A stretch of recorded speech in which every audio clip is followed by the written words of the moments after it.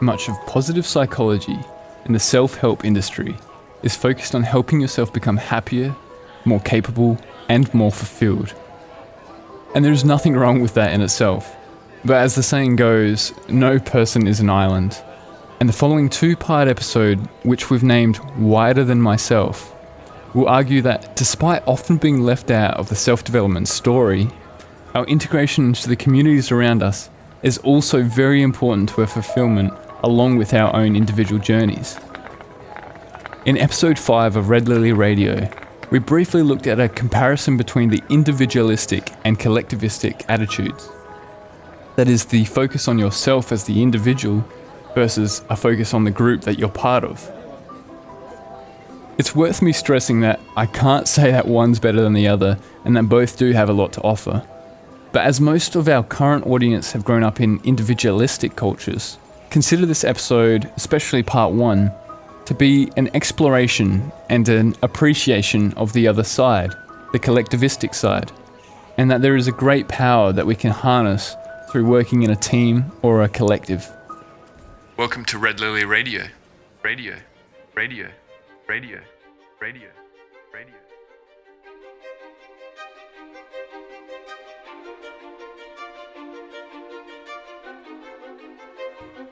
One of the best ways to see our individualistic ideals in their purest form is to look at what's been branded the cult of personality.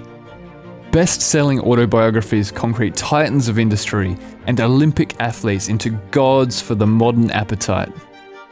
The cults of personality that raise around inspiring entrepreneurs like Steve Jobs, Oprah Winfrey, and Elon Musk are exactly that, inspiring. Which is great, but Steve Jobs himself didn't put the iPhone in your pocket.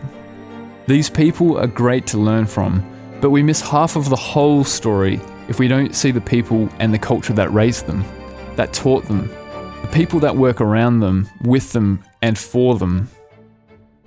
These inspiring icons are real people, yes, but they are also brands, often intentionally crafted to make it look like they are always in control, never experiencing the doubt or confusion that all of us experience. That through sheer willpower alone, they can change the world. These cults of personality, they're not a modern invention. This is the reason that we have legends about Achilles, the mythical Trojan hero, an individual who then inspired Alexander the Great, whose own legends and mythology grew around him. Cleopatra, Julius Caesar, Hitler, Gandhi, Nelson Mandela, Donald Trump. These are all real people, but they became symbols of their cause.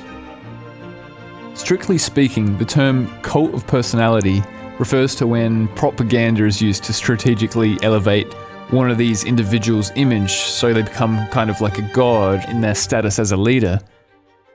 But the very fact is this: regardless of the intention behind it, regardless of social engineering, it is never the solo individual who makes the change. They can be the focus, the focal point.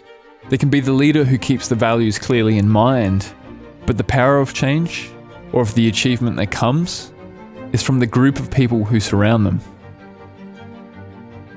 In his newly released book, Moonshot, Professor Richard Wiseman explores the story of the Apollo 11 mission, which landed the first humans on the moon.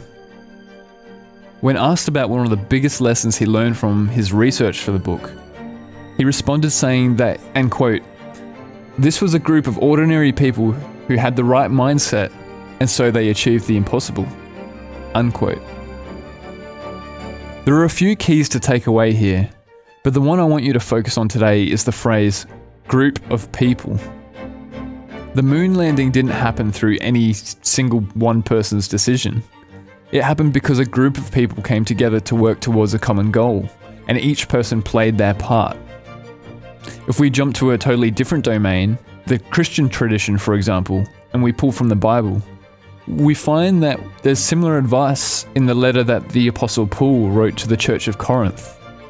He writes, quote, "Just as a body, through one, it has many parts, but all of its many parts form one body," unquote. And by body here, he's referring to the church body and the members who make it up.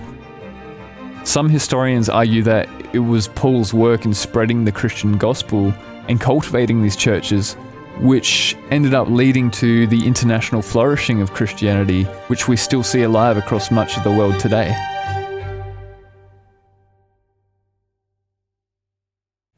There's a phrase saying, "There is wisdom in crowds." You might have heard it once or twice, but quite frankly, it doesn't get said or utilised nearly enough. To give you some background on this advice, we need to take a leap back to the year 1906. Francis Galton, a British statistician, found himself at a country fair with a game similar to many that you'll see at today's carnivals. Count the number of jelly beans in a jar. If you guess the right number, you win. Except his version was actually, guess how much this dead ox weighs. Galton took 787 guesses from 787 different people, and each guess ranged from all kinds of wrong, too high, too low. But then he calculated the average of all the guesses. The resulting average from all those answers came to 1,197 pounds. The true weight of the ox? 1,198 pounds. This is when modern scientific literature started to notice and understand what is now called collective wisdom, or the wisdom of crowds. If we jump forwards back to 2011, a US government intelligence agency called IARPA conducted a tournament to identify new cutting-edge methods to forecast geopolitical events. 2 professors from the University of Pennsylvania entered their project into this competition. That project was called the Good Judgment Project. Then after 4 years, 500 questions, and over 1 million forecasts, the Good Judgment Project came out as one of the greatest forecasters in the competition.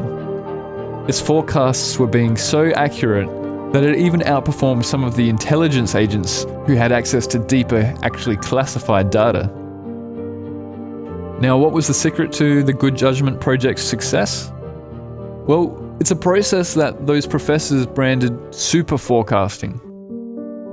On the Good Judgment Project's website, they list 4 key parts of the super forecasting process.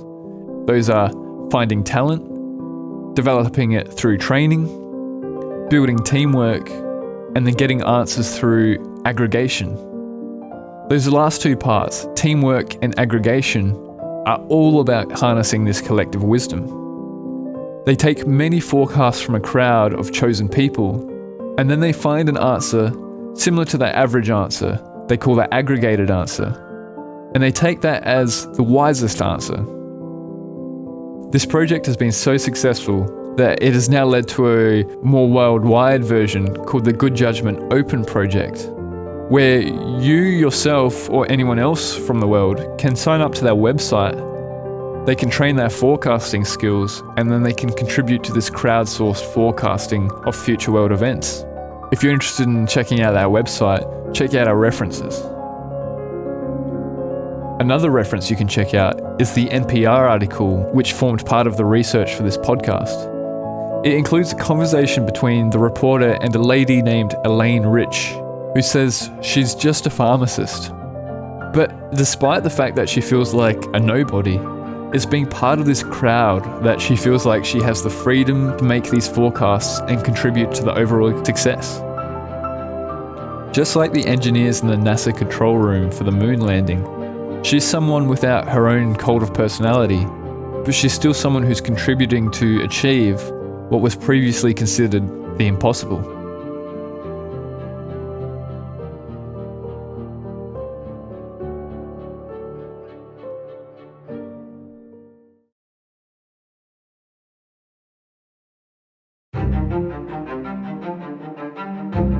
Unfortunately, simply being part of a collective isn't enough to create positive changes in the world.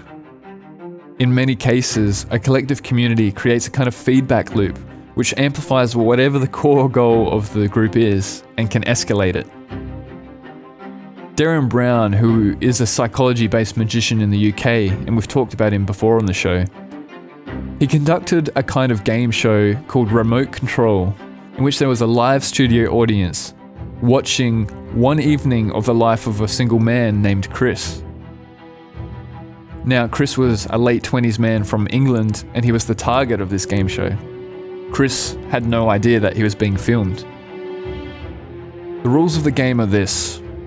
Everyone in the crowd is wearing a mask, so they are anonymous. Each one has been given a remote control for voting. What are they voting on? Well, throughout Chris's night, he will run into situations that could go either one or two ways for him, either greatly positive or cringingly negative. The truth is that it is actually the crowd that gets to decide which way things will go for him through this voting system. Unknown to Chris, his night is actually filled with paid actors who will, based on the crowd's decision, respond to him in this positive or negative way. Now, this show turns out to be a fantastic show and a great social experiment, and I strongly recommend you watch it for yourself to see where it ends up. But without spoiling too much, what we quickly see is that the crowd consistently leans towards the negative events, and they form what is called a mob mentality. The crowd laughs guiltily while still enjoying his misfortune because they are shielded by their masks of anonymity. If we look to the real world, we can see unfortunate examples of this mob mentality come out in groups of civilians taking justice, or at least their own idea of justice, into their own hands. It's the mob mentality that fueled the brutal lynchings and racial murders carried out by the KKK in the southern US. In more recent years, we have seen other acts of vigilante murders in certain areas of Mexico and India, where the locals have felt that the authorities there were not doing enough to catch suspected criminals. In one example late last year, 2 Mexican men were mistakenly accused of being child abductors by their local town. As rumours spread over social media, an increasingly enraged mob attacked the pair, they beat them, and they burnt them alive outside of a local police station.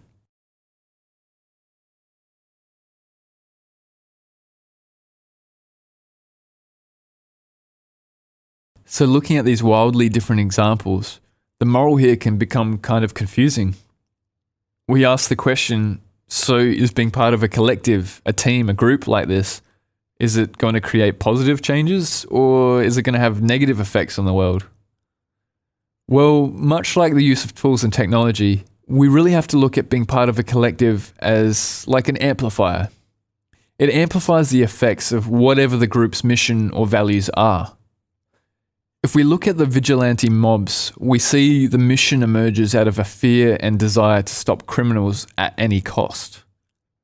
If we look at the Apollo moon landing, we see that the mission of the collective was preordained and continuously guided to get our people onto the moon. Even in the case of Darren Brown's remote control show, while it was never explicitly expressed that the cloud should make Chris's night worse, there was an underlying desire to bond as a group, and probably framed and set in those certain social circumstances which most likely led to the negative and faulty judgments. Now, these faulty judgments coming from wanting to bond in a group, that's an aspect of a related psychological phenomenon called groupthink, and we're going to explore that a bit more in part 2. But just as having well thought out values and direction helps us as individuals to move towards and achieve healthy goals, having thought out values and a mission to constantly refer back to helps keep the members of a collective aligned towards a positive goal and towards healthy results. These are healthy results for the individuals inside the collective, but they're also healthy work that's been done in the world around them. If we're able to see that we're not all powerful as individuals, like the cult of personalities would have us thinking, and if we look to the stories of group efforts like the moon landing, like the Good Judgment Project, we see that the truest power to make a positive difference in the world will actually come through these team efforts. In the words of D.K's business book, teamwork is the fuel that allows common people to attain uncommon results.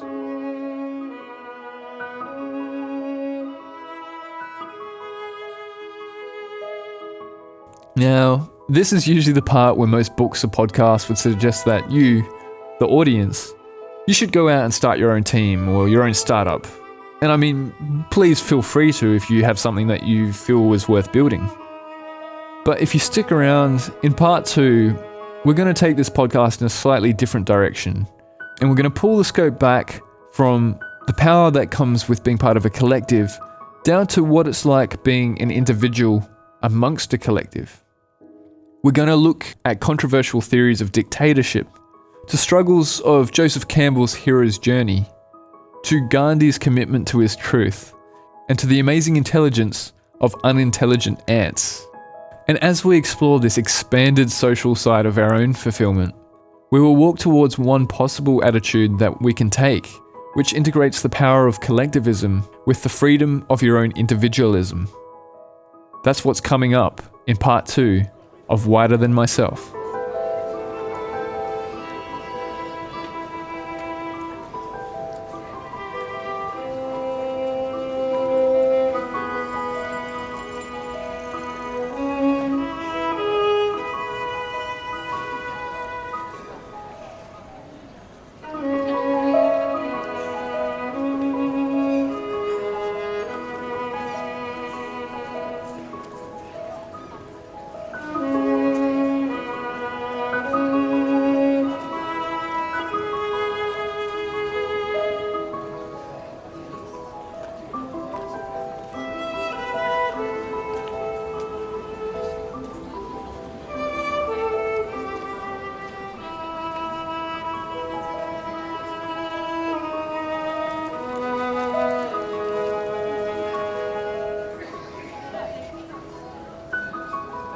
If you are appreciating this podcast, remember to check out our Patreon page, where you can contribute to the continued production of our episodes made with love, and you can unlock bonus content too.